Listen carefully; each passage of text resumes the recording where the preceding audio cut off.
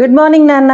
Thank you. మనం ఎప్పట్లాగానే మన లైవ్లోంచి వచ్చిన క్వశ్చన్స్లోంచి మనం చేస్తున్న వీడియోల్లో భాగంగా ఈరోజు ఏంటంటే నాన్న చాలా ఇంపార్టెంట్, అందరికీ అవసరమైనది, అందరూ కూడా చాలా ఇంట్రెస్ట్గా చూస్తారు. ఇది ఏంటనుకుంటున్నారా? Alcohol usage. చాలామంది, మరి ఇప్పుడు లేడీస్ లేరు, జెంట్స్ లేరు, చాలామంది ఆల్కహాల్ యూసేజ్ అనేది ఎక్కువైపోయింది. అది ఎక్కువగా తీసుకోవడం వల్ల కలిగిన నష్టాలు ఏంటి, అసలు దాని మీద మనం మాట్లాడదాం ఈరోజు. ష్యూర్. చెప్పండి నాన్న. Good morning to all of our viewers. మీరు ఒక వీడియో కూడా చేశారు మన ప్రణుతో, అది థ్యాంక్ యూ. మందు బానరా భయ్యనో ఏదో అని చేశారు. Okay remember. Thank you. ఇది జాతీయ సమస్యల్లో ప్రథమ సమస్య, ఆల్కహాల్ యూస్. అబ్యూజ్ అని పెట్టిన త్రాగుడు అలవాటు తెలుగులో. సో ఇది మన జాతీయ సమస్యల్లో నిరుద్యోగం కన్నా ఇది పెద్ద సమస్య. ఎలా అంటే ఇది అలవాటు అయ్యి మానిపించడం గొప్ప కష్టం, ఫస్ట్ పాయింట్. రెండో పాయింట్, శారీరక ఆరోగ్యంతో పాటు మానసిక ఆరోగ్యము, సామాజిక పరిస్థితి, ఉద్యోగంలో కోల్పోవడము, డబ్బులు కోల్పోతారు, ఆర్థికంగా నష్టపోతారు. ఇవి కాకుండా కుటుంబపరంగా అందరితో సమస్య, భార్యతో సమస్య, ఇంట్లో ఫ్యామిలీతో సమస్య, సమాజంకి వెళ్తే అక్కడ చిరచూపు. ఇది గొప్పగా అనుకొని వెళ్తారు, ఏదో మెప్పు కోసం గొప్ప అయిపోదాం చేసిన దగ్గర నుంచి స్టార్ట్ అవుతుంది. మొదట్లో కొంచెం ఆనందం, ఎక్కడ మొదలు పెడతారు, ఇది కొంచెం ఆనందం వస్తుంది అని ఉంటుంది. ఇది తాగితే కొంచెం ఆనందం వస్తుంది. పీర్ గ్రూప్స్ అని, ఫ్రెండ్స్, స్నేహితులు, చదువుకున్నప్పటి నుంచి యూత్ లో హార్మోన్స్ ప్రభావం ఎక్కువ. అప్పుడు డ్రింక్ చేయడం ఒక ఫ్యాషన్ అనుకుంటారు. చేయకపోతే అవతల వాళ్ళ దగ్గర వీక్ అయిపోతామేమో అని కూడా మొదలు పెట్టిన సందర్భాలు ఉంటాయేమో. తర్వాత అంతవరకు మనం ప్రత్యేకత ఉంటుంది. అది అలవాటు అయితే మనం దాని చేతి మనం ఉంటాం బానిస. ఇది కరెక్ట్ గా అబ్యూజ్ వస్తుంది, అక్కడ వస్తుంది. అయితే మంచిదా చెడ్డదా అంటే మన హిందూ పరంగా మంచిది కాదని చెప్తాం, కానీ మన దేశంలో 190 మంది అది వాడుతున్నారు కాబట్టి ఫ్యాక్ట్ చేసి తెలుసుకోవాలి. 30 ml విస్కీ అలాగే ఒక యూనిట్ కింద లెక్క, నెలకి ఎంత వాడితే సంవత్సరానికి ఎంత అని చెప్పి దీనివల్ల నష్టాలు అది మించిపోతే ఏ సమస్యలు అంటే alcoholic, cirrhosis, hepatitis, jaundice, hepatitis A-B-C వరుసగా వస్తున్నాయి. ఇది కావాలి బ్రెయిన్ మీద ట్రెమర్స్, షేక్స్, ఫీవర్స్, నాసియా, అన్నిటికీ ముఖ్యంగా లంగ్స్ మీద. అదే నెక్స్ట్ న్యూమోనియా, బ్యాక్టీరియా అటాక్ అవుతుంది, ఇమ్యూనిటీ సప్రెస్ అయిపోతుంది, ఆర్బీసీ బ్లడ్ ఫార్మేషన్ లో ఆర్బీసీ సెల్స్ పెరిగిపోతాయి, థ్రాంబోసైటోపీనియా, ప్లేట్లెట్స్ తగ్గి డిఫెన్స్ సిస్టమ్ తగ్గిపోతుంది. ఇది కాకుండా బీపీ మీద ఎక్కువైపోతుంది, పడుకున్నప్పుడు తగ్గుతుంది. ఇది తాత్కాలిక మార్పులు వాసు డయాబెటీస్ అంటారు. ఇది కాకుండా జిఐ ట్రాక్ట్ తాగే ఆల్కహాల్ 20% ద్వారా బ్లడ్ అంతా సర్క్యులేట్ అయిపోతుంది. తాగిన 20% బాడీలో రక్తం ద్వారా త్రూఅవుట్ టిష్యూకి సప్లై చేసి వాటి సప్రెస్ చేస్తుంది, అణచివేస్తుంది. మిగతా 80% మన ఇంటెస్టైన్స్ లోనే అబ్జర్వ్ అయిపోయి మన జీర్ణశక్తి కూడా లేకుండా చేస్తుంది. దీనివల్ల గ్యాస్ట్రిక్ బ్లీడింగ్ తో సహా క్యాన్సర్స్, నోటి నుంచి మలద్వారం వరకు అన్ని cancers due to alcohol. Pharynx, larynx, oesophagus, stomach, duodenum, intestine, colon. So ఇంకెక్కడ మీకు వెళ్తుంది? ఇది కాకుండా లేడీస్ కూడా ఎలాగ వస్తుందంటే ఇది వాడితే ఆల్కహాల్ తాగిన వారికి పిల్లలు పుట్టరు, ఓవ్యులేషన్ ఆగిపోతుంది. ఒకవేళ పొరపాటు ప్రెగ్నెన్సీ వచ్చినా ఆ పిల్లలకి కూడా నార్మల్ డెలివరీ ఉండదు, బిడ్డకి ఆరోగ్యం బాగుండదు. అది ఒక రకం. ఇది కాకుండా సామాజిక సమస్యతో పాటు కంటి దృష్టి లోపం వస్తుంది, డ్రైవింగ్ లోపం వస్తున్నాయి, యాక్సిడెంట్స్ ఎక్కువ అదే కారణాలు అవుతున్నాయి.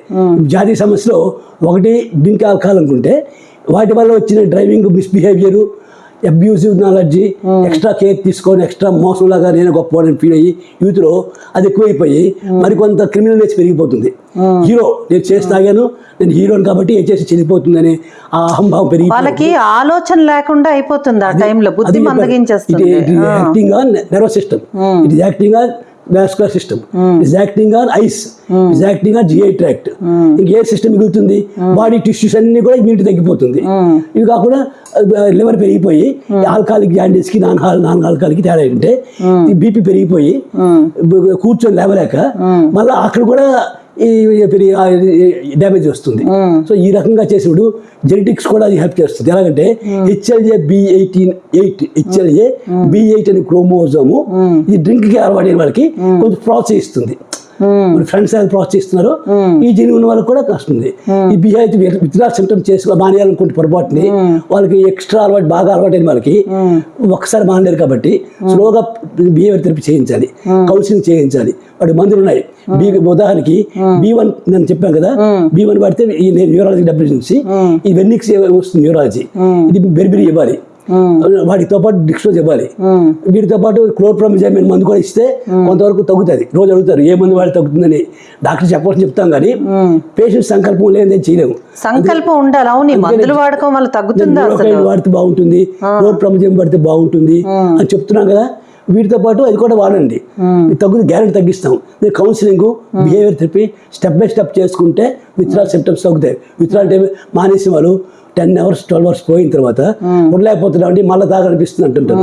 ఒకసారి 20-30 రోజులు మానేసిన వాళ్ళకి కూడా ఎదురుగా మనకు అర్జున్ రెడ్డి సినిమాలో చూసాం కదా, అలా మానేసి మళ్ళీ ఎదురుగా కనిపించగానే ఒక్కసారి మళ్ళీ దృష్టి వెళ్ళిపోతుంది. మానగలిగితే కష్టపడి తర్వాత లైఫ్ లో రాదు. 30 days మీరు కంటిన్యూ చెయ్యండి ఎంత కష్టమైనా. ఆ తర్వాత మీరు ఓర్చుకోవాల్సిన సంకల్పం ఉంటే ఏది అడ్డు రాదు. అలా కాకుండా 1 week చేసి మానేస్తుంటే మళ్ళీ రెసిస్టెన్స్ పెరిగిపోతుంది, డయాబెటీస్ పెరిగిపోతుంది. ముఖ్యంగా అన్ని రకాల అనారోగ్యాలు పాలైపోతారు ఈ తాత్కాలిక ఆనందం కోసం. ఎందుకో తెలియదు. Fatty liver, non fatty levers, ఎక్కువ ఫ్యాట్ ఎక్కువ చెడిపోవడం వల్ల అది మెయిన్ ఆర్గన్ కాబట్టి బాడీలో అది చూసుకోవాలి. మెయిన్ ఎక్కువ డెత్స్ అక్కడే వస్తున్నాయి. Cirrhosis liver, fatty liver, infiltration, fibrosis, deaths అంతులేదు. డిపెండెన్స్ కాకుండా చూడాలంటే అంటే వాళ్ళకి మత్తుకు అలవాటు పడకుండా ఉండాలంటే ఎప్పుడైనా కొంచెం తాగొచ్చు కదా అడుగుతారు చాలా మంది. మెడికల్ గా అడ్వైజబుల్ కాదు కానీ రెడ్ వైన్ తాగితే అపకారం లేదు, ఇది హార్ట్ కి మంచిది అని అడుగుతున్నారు చాలా మంది. ఫస్ట్ టైం వాడినప్పుడు వారంకోసారి నెలకు తీసుకుని మంచిదని చెప్పేవారు. అవును, అలాగే కదా వెళ్తుంది. అలాగే అప్పుడప్పుడు అనుకున్నదే అదొక అలవాటుగా అయిపోతుంది. ఎలాగైతే ఫ్రెండ్స్ పార్టీ పాస్ అవుతారా, ఈ తాగితే చదువుతారా అంటారే, తాత్కాలిక ఉచ్చులో వేయడానికి చేపలు పట్టడానికి వాళ్ళకి వేటగాడు ఎలాగైతే చేపలు ఉచ్చు వేస్తాడో ఇలాంటి చిన్న చిన్న లాభాలు చూపించి ఉదాహరణకి. ఇది కాకుండా సెక్షువల్ అబ్యూస్ ఎలాగ వస్తుందంటే అది వచ్చాక ఎక్కువ కోరిక ఉండడం వల్ల రేపులు ఎక్కువ అవుతుంటాయి, కానీ పొటెన్షియల్ తగ్గిపోతుంది, ఇరెక్షన్ కెపాసిటీ తగ్గిపోతుంది, బట్ ఈ యాక్టివిటీ కోరికలు ఎక్కువైపోతాయి. ఈ ఇంబ్యాలెన్స్ వల్ల ఎవరికి స్త్రీలకు కానీ పురుషులకు కానీ అసహనం కానీ అసంతృప్తి కానీ పెరిగిపోయి కుటుంబ కలహాలు ఎక్కువైపోతుంది. ఈ సామాజిక సమస్యతో పాటు ఫైనాన్స్ సమస్యతో పాటు క్రైమ్ రేట్స్ పెరిగిపోవడం వల్ల అన్ని రకాల సమస్యలకి మూలం రాజకీయ సంకల్పంతో ఉండి ప్రభుత్వం చర్యలు తీసుకొని వీటి ఆరోగ్యం గురించి మరికొన్ని సెంటర్స్ పెట్టి దేశం బాగుపడాలంటే ఈ గవర్నమెంట్ కూడా వీటికి సహకరించి సహకరించడం అంటే తాగిన వారికి హెల్ప్ చేయమని కాదు, తాగు మానిపించడానికి మనకు counsellings, education centres, behavioural therapies, ఏది మంచిదో నైతిక విలువలు పెంచే సమాజం నిర్మించాలి. ముందు ముఖ్యంగా ఇంట్లో కూడా నాన్న ఫ్యామిలీ మెంబర్స్ కూడా సహనంతో మానిపించే ప్రయత్నం చేయాలి. నాకు తెలిసిన వాళ్ళు ఒకరు, వాళ్ళకి డ్రింక్ చేసినప్పుడు నార్మల్ గా కంటే వీళ్ళు కొద్దిగా ఎక్కువ ప్రేమ చూపించినట్లుగా ఓవర్ యాక్షన్ చేసి మాట్లాడడం, కొద్దిగా అతిగా వాళ్ళ పట్ల శ్రద్ధ తీసుకున్నట్టుగా ఉండడం వలన వీళ్ళ నుంచి కూడా మానిపించాలి అనేదైతే ఇంకా కొంతమంది దగ్గర రావడం లేదు. కొన్ని సందర్భాల్లో, అది అన్ని సందర్భాల్లో నేను చెప్పను, అందుకే సామాజిక సమస్య చెప్పారు కాబట్టి సామాజిక పరివర్తన ఎలా రావాలంటే సమాజం ఇంటి నుంచే కుటుంబం బయలుంటే సమాజం నుంచి కూడా రావాలి. ఈ యాంగ్జైటీ పోవాలి. ముఖ్యంగా మానేయాలని కోరిక వాడికి యాంగ్జైటీ ఉంటుంది, కానీ ఆ యాంగ్జైటీతో పాటు స్టెబిలిటీ కూడా ఉండాలి. మానేస్తాను అని కాన్ఫిడెన్స్ ఉంటే ఈ can proceed forward.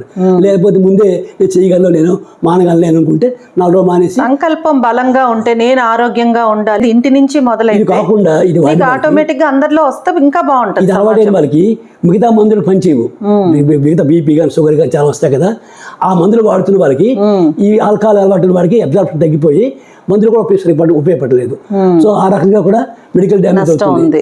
Medical damage ఇన్ని రకాలుగా చూశారు కాబట్టి ఇప్పుడే యూత్ ఎక్కువగా పాడైపోతున్నారు. కాబట్టి నా సలహా యూత్కి ఎవరైనా సరే మంచిగా చెప్తాను, సరదాగా ఒకరోజు మనం మొదలెట్టకండి, అది మానేస్తే దేశం బాగుపడుతుంది. అంతకంటే మంచి లైఫ్, మంచి ఎంజాయ్మెంట్ ఉంటదండి. అది తాత్కాలికమైన ఆనందం. దానికోసం అని చెప్పి మీరు అనవసరంగా ఒక మంచి ఫ్యూచర్ ని పాడు చేసుకున్న వాళ్ళు అవుతారు. దీనికి MBT, multivitamins, folic acid, nutrition food, సంకల్పంతో ఇవన్నీ యాడ్ చేస్తే with in 1 month the patient will become normal. ఆమె షీరింగ్, లివర్ టానిక్స్ కూడా వాడచ్చు, లివర్ ఇంజెక్షన్ వాడచ్చు, ఎంజైమ్స్ జీర్ణశక్తికి బాగా వాడితే అన్ని సెట్ అవుతాయి త్వరలో.